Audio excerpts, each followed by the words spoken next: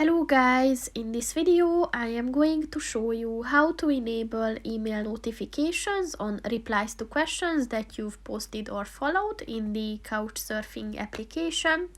But first I just want to mention, don't forget to subscribe to my channel, because at 10,000 subscribers I am going to show you my whole YouTube revenue statistics and growth strategy, as well as how to make money online.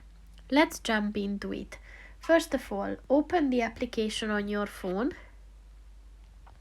and then click on the account button at the bottom of the page on the right, and then scroll down and click on the notification settings button, and then scroll down and at the local advice section look for the replies to questions you've posted or followed section, and below that you will find the email button.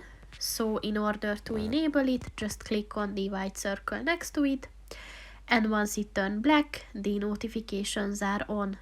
So that's pretty much it for this video guys. See you in the next one. Goodbye.